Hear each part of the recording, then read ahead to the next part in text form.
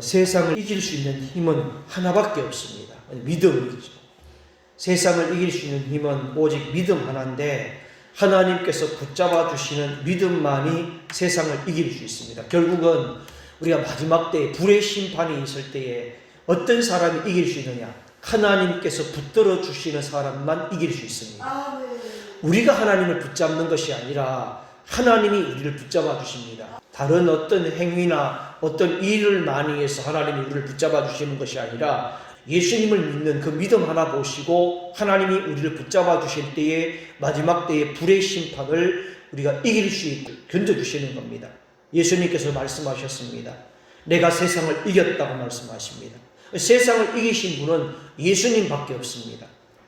다니엘 세 친구가 느부갓네살 신상 앞에 절하지도 않고 믿음을 지킬 수 있었던 것은 하나님을 신뢰하는 그 믿음 하나 때문이었습니다. 우리가 하나님께 드릴 수 있는 것은 믿음 하나입니다. 우리가 다른 어떤 것을 드려도 그것은 별로 중요하지 않습니다.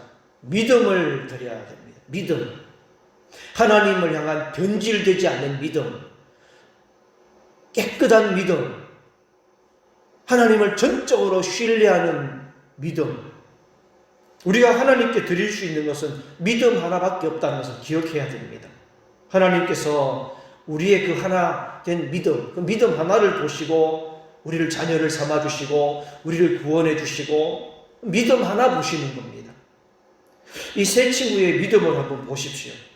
불 속에 던져져서 불 속에서 능히 건져내실 것이다 라고 하는 것을 믿었습니다. 17절 말씀에. 그리고 18절 말씀에 어느 정도 믿음이었습니까? 그렇게 하지 아니하실지라도 금신상에 엎드리지도 않고 절하지도 않겠다고 말을 합니다. 하나님이 건져주실 뿐만 아니라 그렇게 하시지 않을지라도 절하지 않겠다는 겁니다. 절 안 한다. 그렇게 아십시오. 얼마나 멋있고 단호합니까? 우리가 믿음에 사로잡히면 그냥 우리가 의지를 가지고 있어서 말이 나오는 게 아니라 그냥 믿음 자체가 고백이 되는 겁니다. 그렇게 아십시오. 절하지 않습니다. 그렇게 알고 계십시오.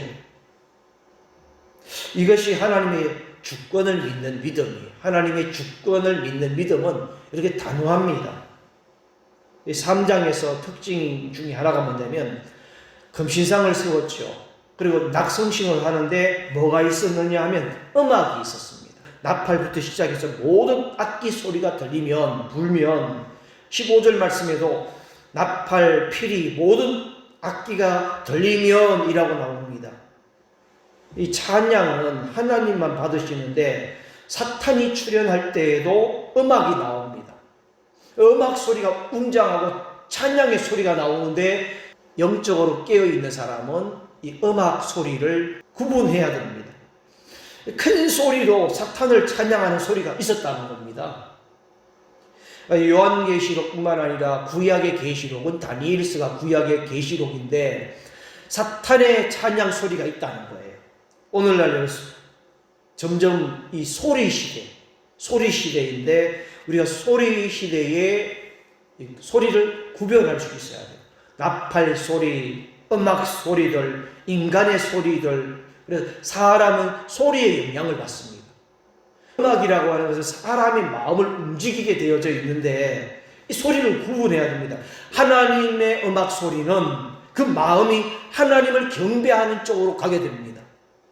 그런데 사탄이, 그리고 세상이 주는 음악은 사탄을 향하게 되어 있습니다. 사탄이 좋아하는 음악은 우리를 마음을 어디로 끌고 가느냐 하면 세상으로 끌고 가는 거예요. 이 종교의 자유가 주는 긍정적인 면이 있는데 이 종교의 자유를 가지고 있는 나라들마다 긍정적인 것은 평안하게 찬송할 수 있고 예배를 드릴 수 있다는 겁니다. 평안하게 하나님께 찬양을 올려드릴 수 있다는 겁니다.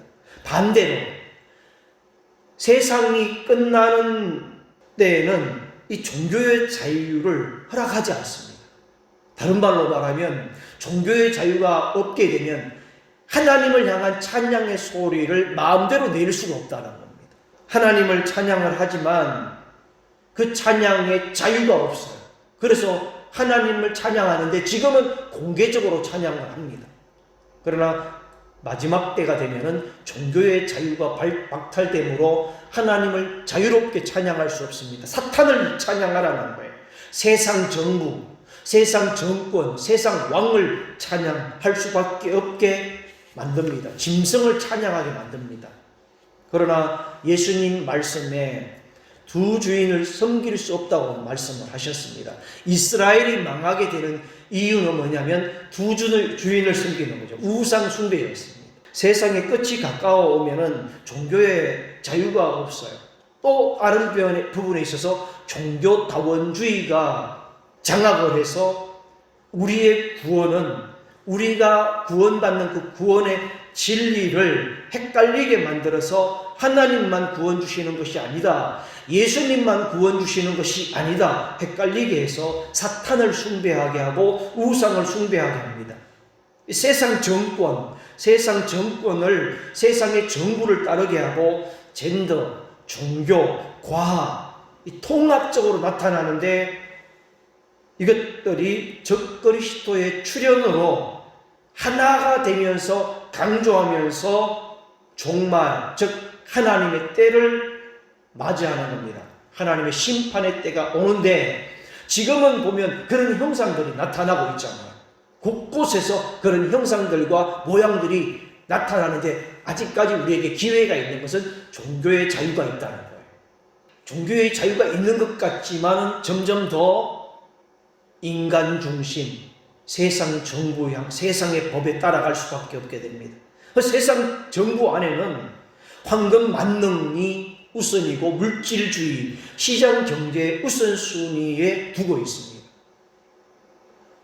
19절 말씀, 오늘 사드락과 메삭과 아벳느고 이 세 친구가 단호한 믿음을 보여주는데, 느부갓네살의 반응이 어떻습니까? 단호한 믿음을 보고 분노합니다. 여러분, 세상의 정부는 우리의 믿음을 보고 분노할 때가 올 겁니다. 이미 시작됐습니다. 이렇게 시작되고 지금 은근히 시작되는 것 같지만, 이 은근히 시작되는 때가 어느 날 임박하게 순식간에 적그리스도의 출현으로 모든 신앙의 자유는 박탈당하게 되고, 그래서 종교다원주의 신앙을 주장하는 종교들은 살아남지만 오직 예수 그리스도, 오직 하나님만이 붙잡는 기독교는 핍박을 받게 되고 공격을 받게 되고 멸시를 받게 됩니다.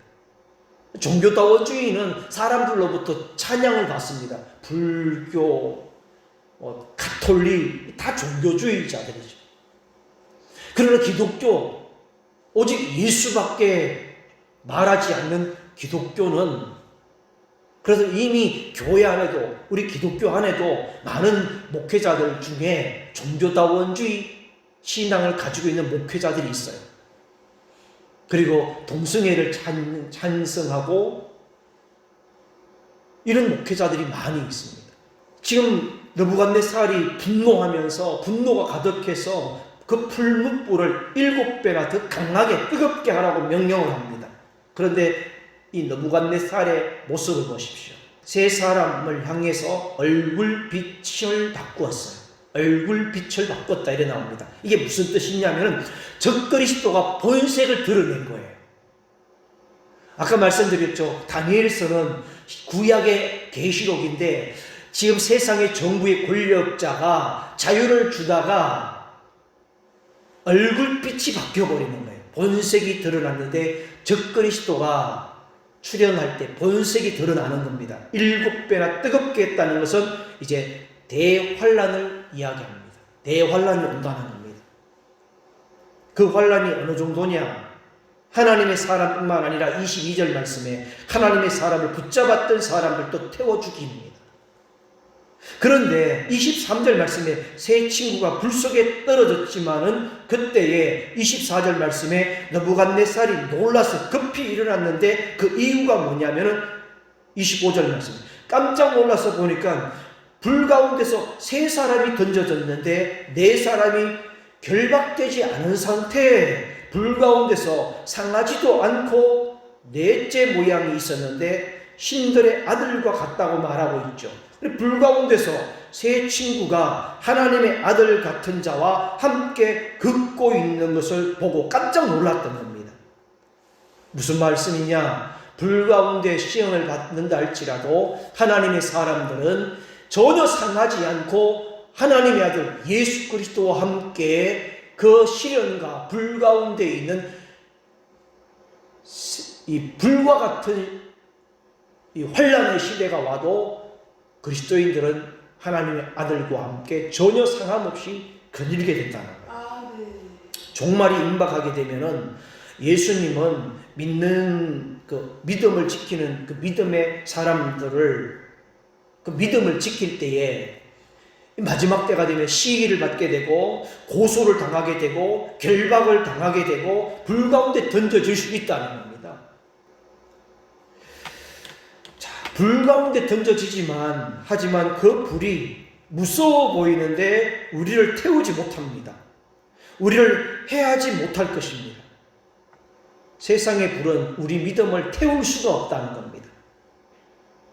왕의 측근들이 살펴보니까 뭐라고 말합니까? 타지도 않고 거슬리지도 않고 입었던 옷도 그대로 있고 불에 탄 냄새도 없습니다. 지금 그대로 있잖아요. 그 타는 불 속에 던져졌지만 그 불은 믿음의 사람을 태울 수가 없는 거예요. 26절 말씀에 세 친구가 불 가운데서 나오게 됩니다. 그리고 왕은 28절 말씀에 태도가 바뀝니다. 잠깐 바뀌는 것 같아요. 여러분, 마지막에 적그리스도가 출현되면은 잠깐 핍박하고 비난하고 시기하고 고발 고소했던 이 적그리스도적인 세력들이 잠깐은 쉽니다. 그래서 뭐라고 말합니까? 하나님을 경솔하게 말하는 사람들조차도 없애버린다. 잿더미로 만들어버리겠다 하면서 일단은 하나님을 믿는 사람들 그리고 하나님을 경솔하게 말하는 사람들을 없이합니다. 잠깐 그럽니다. 잠깐 자유가 또 있을 거라는 거예요. 구원자는 하나님뿐이라고 선언합니다. 세상은 강한 힘으로 믿는 자들을 결박하고 죽이고 공격하지만 하나님께서는 구원자 되심을 확인시켜 주십니다. 이 다니엘의 세 친구는 두 가지를 거절했습니다. 지난번에 왕이 주는 음식을 거절했습니다. 또 하나는 오늘 무엇을 거절합니까? 금신상에 절하는 것을 거절했습니다. 우리 하나님은 아들을 통해서 그리고 그들을 보호하고 함께 하셨고 승리할 수 있게 해주셨습니다. 오늘 이 말씀처럼 저와 여러분들이 지금 세상에 불 가운데서 시기를 당하고 핍박을 당하고 공격을 당하는 일이 있어도 하나님이 함께 하시고 하나님이 건져주시고 그리고 하나님의 아들과 함께 예수 그리스도와 함께 승리하게 될 것을 믿으시고 오늘도 담대한 믿음으로 끝까지 믿음을 지키시면서 살아갈 수 있기를 예수님의 이름으로 축복합니다.